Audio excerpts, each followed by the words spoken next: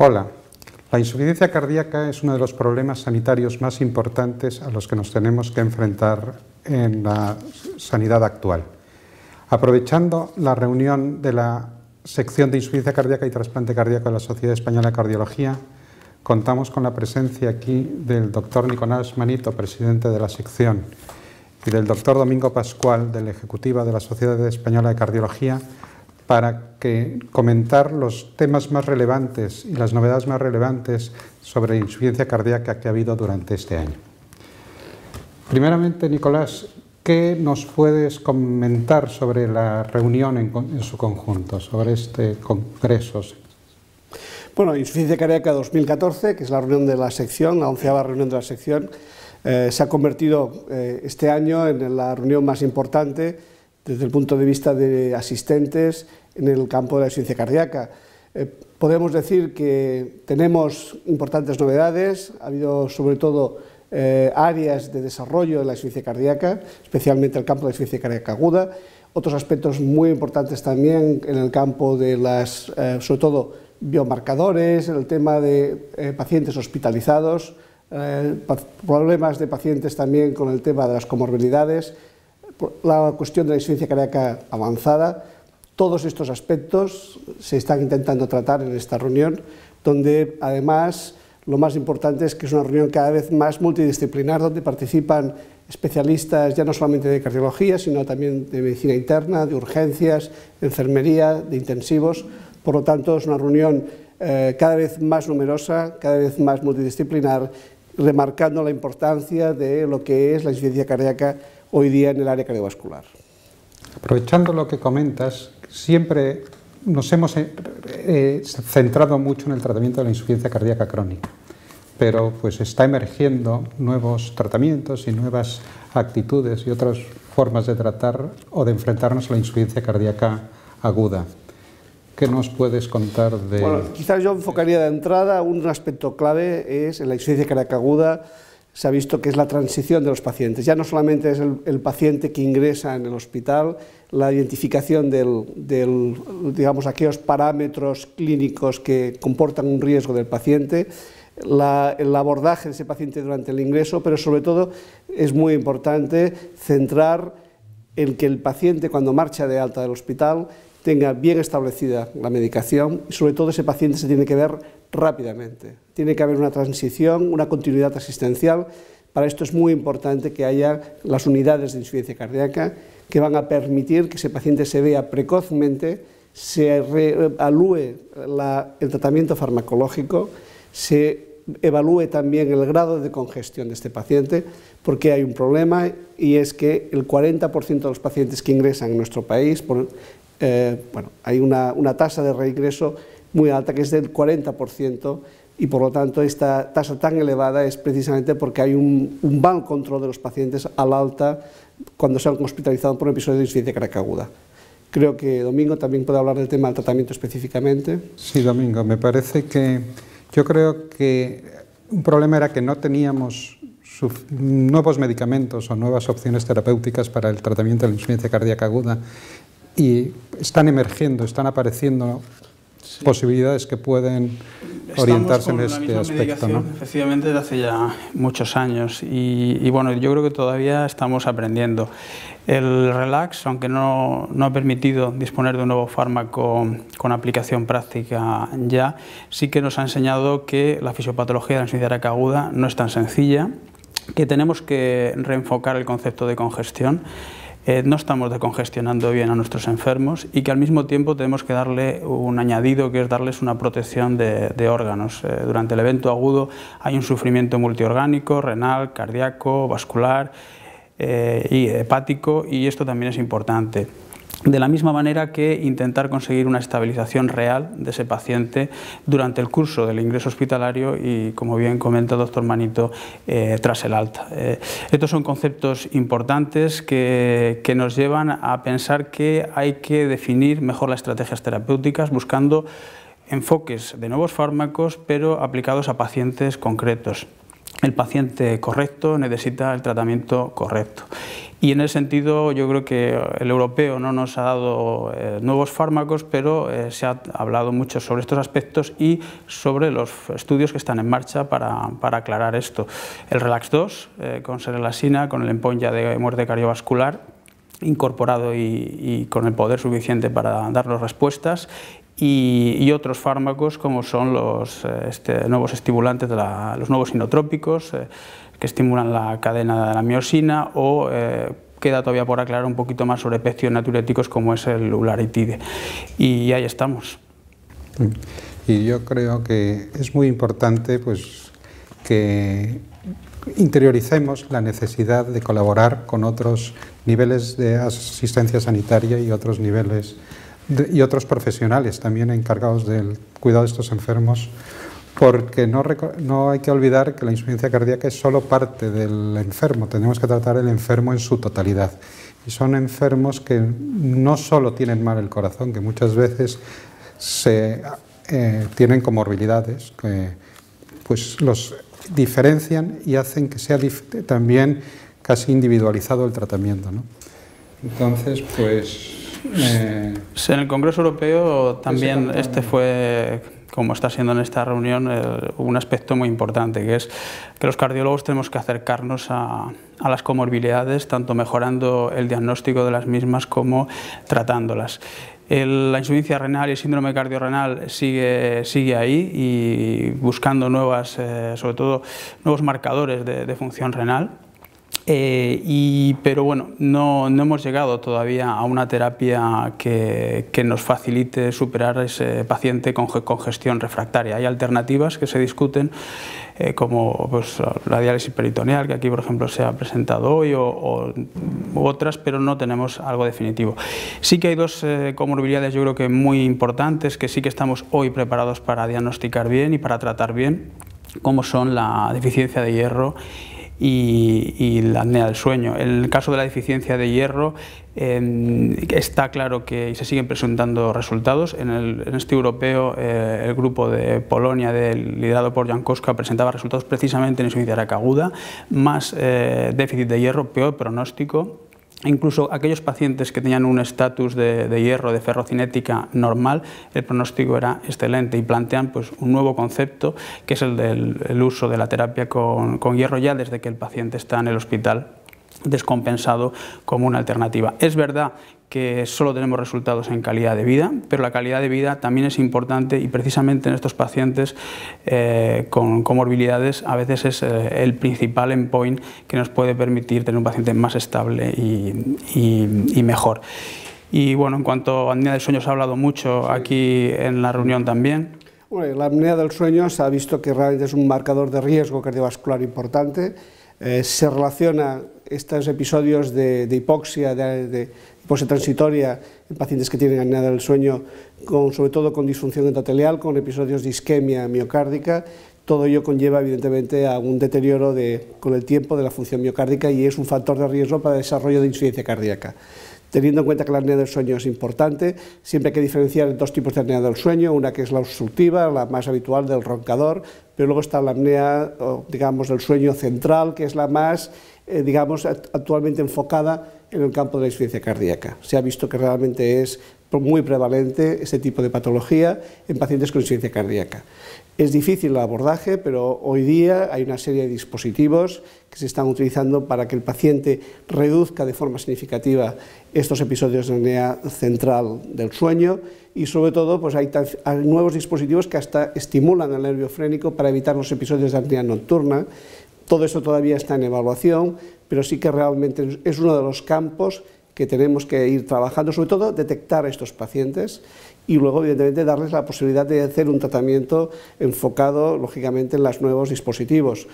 Pero hay que tener claro que el abordaje actualmente de las comorbilidades es un abordaje, digamos, de las múltiples comorbilidades que tiene un paciente. La apnea, por ejemplo, está muy relacionada con la obesidad.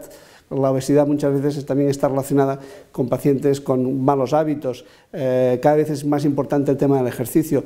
Globalmente hay que hacer un abordaje holístico del paciente con insuficiencia cardíaca a la hora de hablar de comorbilidades.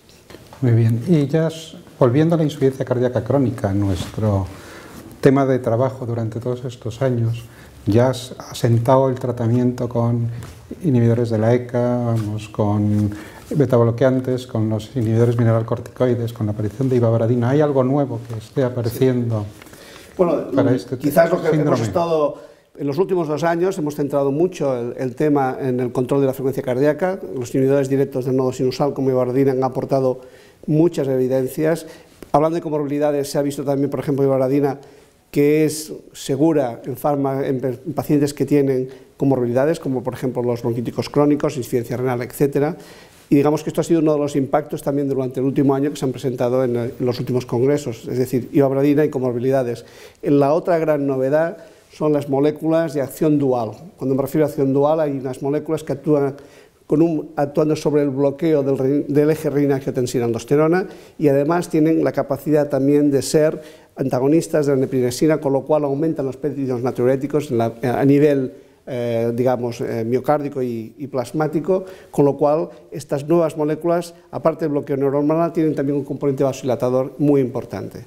Estas moléculas duales se han analizado, sobre todo en unos últimos estudios, el Paramount, y la molécula que se ha utilizado es el LCZ696. Es una molécula que ha mostrado mejoría en pacientes con función sistólica preservada y se ha analizado su uso en el estudio Paradigm en pacientes con insuficiencia cardíaca, fracción de eyección por debajo del 40%, con criterios de insuficiencia cardíaca, y este estudio se ha, digamos, cerrado prematuramente porque muestra realmente una mejora en el uso de esta molécula dual, del LCZ696, asociado a la terapia convencional. En este caso, en este estudio, en el Paradigm, el comparador fue en alapril, por lo tanto, podríamos decir que una terapia dual con un bloqueo neurohormonal del eje renina-angiotensina asociado a digamos, a un péptido natriurético, una acción de péptido natriurético superior al tratamiento convencional con un IECA, un arador simple añadido a betabloqueantes o un antagonista de la aldosterona. Domingo, ¿qué hay de nuevo en esta gran asignatura pendiente que tenemos, que es la insuficiencia cardíaca con fracción de eyección preservada? Bueno, yo creo que más allá de las comorbilidades que están ahí en estos pacientes especialmente, quizás 2 áreas terapéuticas. Una es también el bloqueo dual, porque a raíz de estos resultados tan buenos en deprimida se va a reactivar su estudio con endpoints ya también de mortalidad y reingreso en la preservada, y habrá que estar atentos.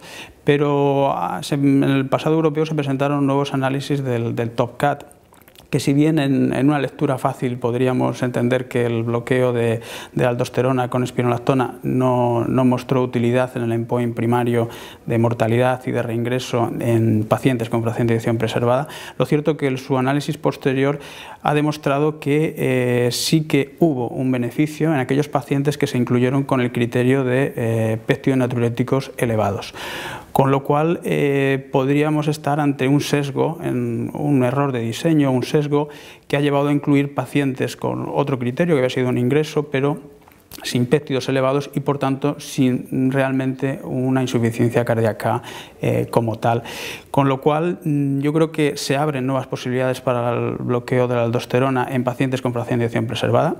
Los pacientes con péptidos altos sí que se beneficiaron, y además es que hay nuevos bloqueantes de la aldosterona, del receptor mineralocorticoide, que están llegando y que yo creo que abordarán este área terapéutica, y podemos ser también tener cierto optimismo. Yo creo que también otra conclusión del TopCat es que tenemos que generalizar más el uso de los péptidos en el diagnóstico de la insuficiencia cardíaca, ¿no? Sí, yo creo que en el área de incertidumbre, donde realmente han mostrado utilidad es en el diagnóstico, y más en el área de incertidumbre, y quizás precisamente la fracción de eyección preservada es el área de mayor incertidumbre. Pero bueno, más allá del diagnóstico, yo creo que esto está ya recogido en las guías y que nos queda llevarlo a la práctica clínica. En el europeo también se presentó un concepto nuevo, que es su uso para la monitorización domiciliaria en un modelo asistencial de telemedicina, en el que el paciente pues, se chequeaba su nivel de péptido natriurético y en base a eso su médico, si aumentaba, le aumentaba la dosis de diuréticos, por ejemplo, ¿no? O le ajustaba el tratamiento. Este estudio, cuyos resultados preliminares ya se publicaron, era el HABIT 1, se va a poner en marcha un HABIT 2 y yo creo que este es otro avance más en los péptidos, que realmente son una herramienta diagnóstica clara. Y sabemos que a pesar de todas las mejorías, de todos los nuevos medicamentos que mejoran la supervivencia, pues la insuficiencia cardíaca crónica sigue siendo una enfermedad con un pronóstico muy malo a medio o largo plazo. Entonces siempre nos quedará el trasplante o otras cosas más.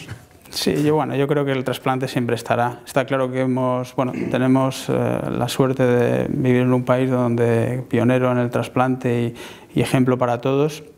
Se cumplen 30 años del trasplante y yo creo que todos los grupos y más los que han estado ahí desde el principio y aportando vida, porque realmente el trasplante sigue siendo un tratamiento excepcional. Ha habido cambios y yo creo que todos los tenemos en mente, porque se hacen menos trasplantes y se hace mucho más trasplante urgente, pero sigue siendo una alternativa muy válida para nuestros pacientes.